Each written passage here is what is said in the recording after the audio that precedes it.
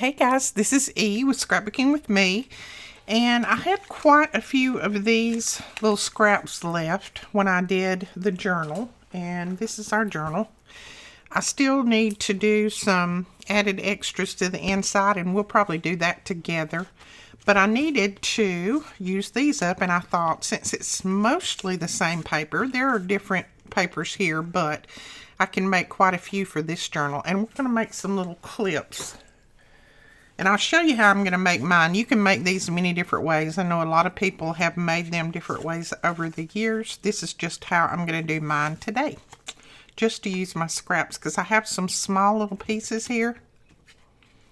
So I thought, why not? Now I've gone ahead and trimmed some of these. Some of them were already the right size, and then some I have trimmed. So I'm just trying to put together the ones that I have trimmed and the ones that I haven't. That one will be a beautiful one. Look at that. I love that. All right, this is just some green cardstock. And sorry if I sound a little chugged up. I just had a coughing spell for some reason. It has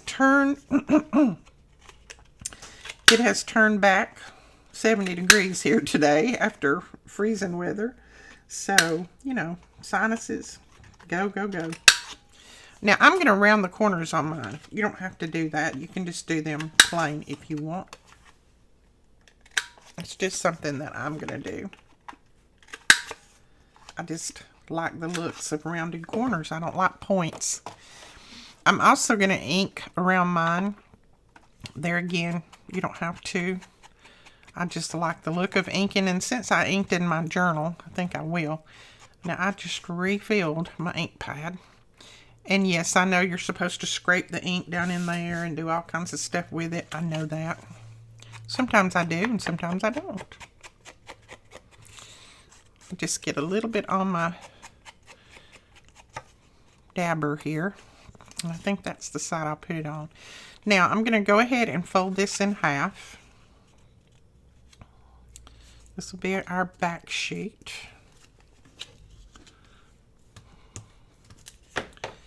And then I'm going to take this is a 2-inch, I do believe. Let me look. Yes, these are 2-inch paper clips. And I'm just going to put that down on there like that. And then I'm going to take this piece and I'm going to fold it in half. And I'll tell you the exact size that I cut my pieces in a minute. Some of them were already the size, and then some of them I cut, so... And this is going to slide right down on top of that. Now, there's a couple of different ways that you can do this, and I will explain that in just a minute. There is a little bit of this paper clip sticking up, as you can see. See that little bit sticking up there? That keeps this from sitting down flush. So if you want to put a little slit in the top of this and let that paper clip come through, you can. And then you could hang like charms off of it or something like that. If you don't, then it's going to sit, let's see. Let me get this on there. It'll sit like that. There's going to be a little bit of a gap at the top. Whichever way you can do it, it's fine. It doesn't matter. I think for mine, I'm going to cut just a tiny little slit in the top because I do want that paper clip to come through, because I am going to put some charms on some of mine. I just like that look, but that's up to you. So all I'm going to do is use my knife, and I'm going to go right down as best I can, right down the middle. And put just a tiny little slit there. And I'm all thumbs today.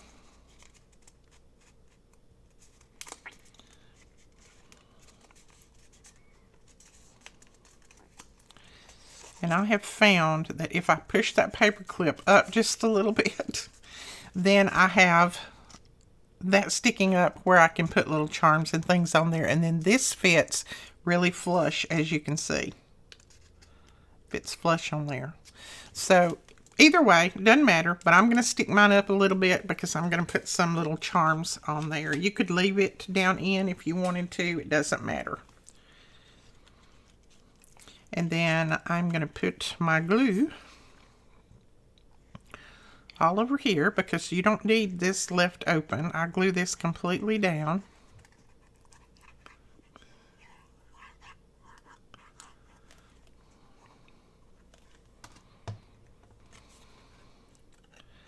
Make sure that I got my little piece the right way up, and I do. And just going to try to center it. Doesn't have to be perfect. There is no perfection in crafting. And then just press it down on there well. And that's going to hold your paper clip on there. And then you can slide this. Let me just grab, let's just say this was our page. You could slide this right on. Let's slide it this way. That right on the page, just like that. And it fits snug on the page. And then you have your little charm dangling down here. Now, I may not make the charms on the video because I will have to definitely make all of mine from scratch because I don't have any already made up. A lot of people have charms already made up and they can just grab them out of their stash and use. I don't have any. I have to make mine, and I don't even know if I've got any beads or not. I'll have to check and look through and see if I have beads. I may not do a lot of embellishing to some of these because some of them really don't need it. This one really doesn't need it. But I'm going to put just a little piece on here. Let me grab the right glue. Barely Arts.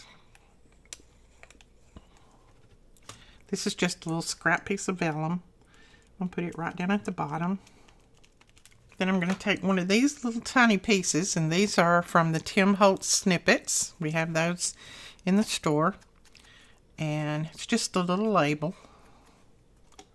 And I'm going to put it down there, and that's going to be all that I'm going to embellish this. Other than my little charm hanging down there, that will be enough. And I will also go ahead and embellish the back side because my flowers and things are upside down. So I will embellish the back side as well by doing something similar to that. Just putting some different little pieces on there so that it'll kind of cover my flowers up that I have upside down. But you know that your paper, you put it one way and it's right side up. You put it another way and it's upside down. So you can't have it all.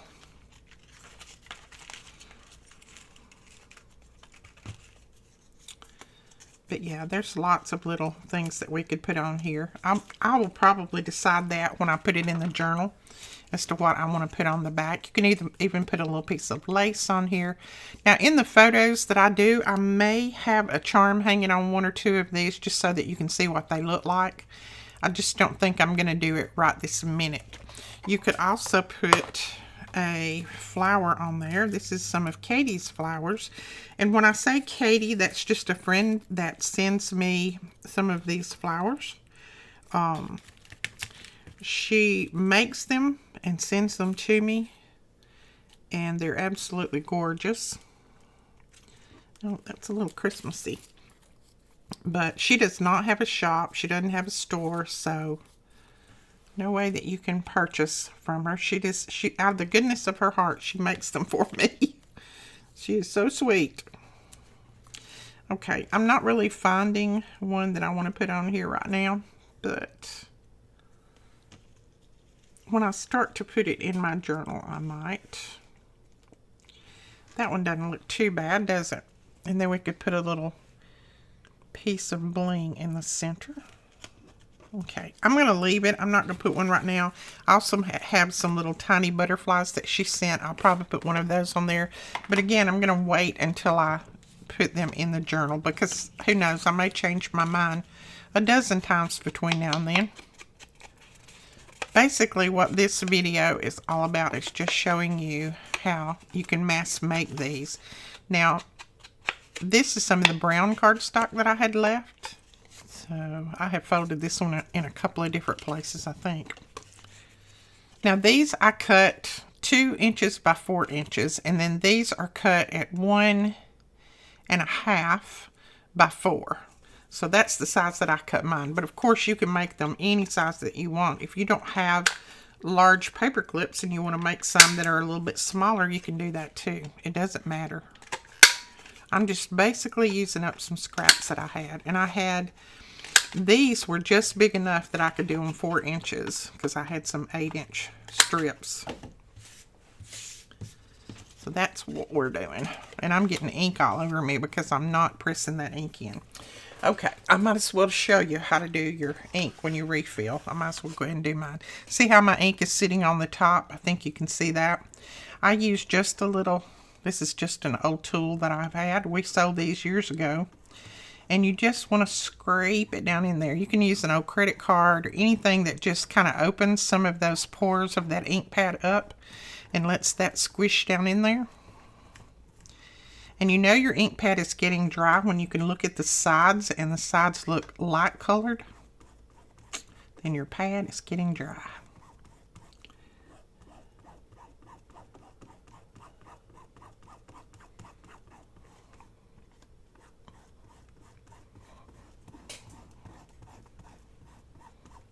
Now I abused my pad. Yours would not look like this, but I abuse it. Because sometimes I forget and I leave it open, and I leave it open a long time. I don't close it after every application, because if I did doing videos, I would constantly be closing my ink pad. So yours won't look that way probably. You won't abuse yours like I do. But I do abuse. Okay, let's cut a little slit in this. It just takes me less time when I'm doing videos, if I just leave it open. And no, that's not good for your glue, it's not good for your ink, anything like that, but it just causes me to have to refill it more.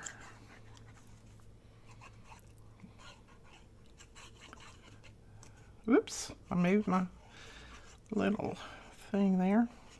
Now you could also stitch around these if you wanted to. Just stitch around them before you start putting them together, of course. Let's see. All right. We'll slide our little paper clip up through there. And then press that down. Now make sure you get your paper clip where you want it before you let that glue dry, because once that glue dries, it's not going anywhere. Okay, that's that one. And that one does call for a little bit of something because it's kind of plain. Okay, we might go with that. And it's already inked around, so all I have to do is put some glue on it. And see if I can see the writing well enough to know if I'm putting it right side up or upside down. Put that down there, and then this is another little piece of Tim Holtz, and it's green, and I think brown and green goes pretty good together. So I'm going to put that right there. And then up here at the top, I'll probably put a label, but again, I'm going to wait until I see what journal I'm going to put it in, and then I'll put my label up here, and then I'll also cover this side. But that's just a little quick one done there for you. Let's go ahead and do one with this pretty flower. This will need very, very little. I'm going to go ahead and fold this. And you can put them back in your scoreboard if you want. I don't really take time to do that.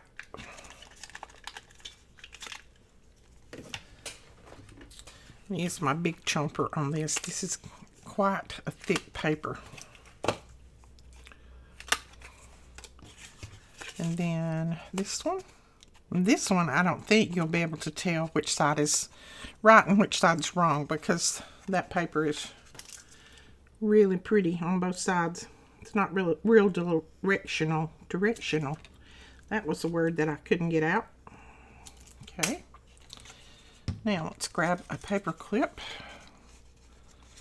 slide it on there, and just put it somewhat near the center.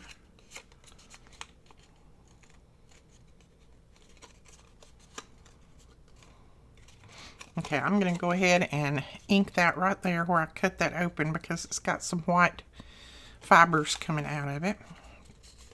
There we go. That one fits nice.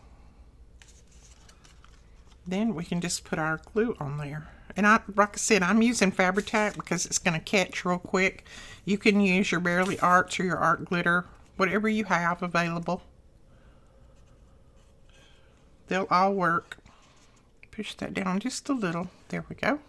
You don't need but a tiny bit sticking out the top to put your little charm on. Isn't that cute? See, that doesn't need a lot. It could use a little bit of writing. And we'll put that little label on there, and that might be it. You don't really have to have anything else on it. Because these you can tuck things up under, like your, you could tuck a little journaling card or a tag under, and it's going to hold them really tight. All right, let's do one more, and let's do a brown one. And that's kind of brown and orange. That's probably a fall color, but I always need these in my stash. So now this one is a lot narrower. It was just a scrap that I had, so I went ahead and used it. You can see it's a lot more room on either side, but that's fine with me. Just going to touch it with a little bit of ink. This is a vintage photo. And then we'll put, oops, that one had two. Clip this down on there.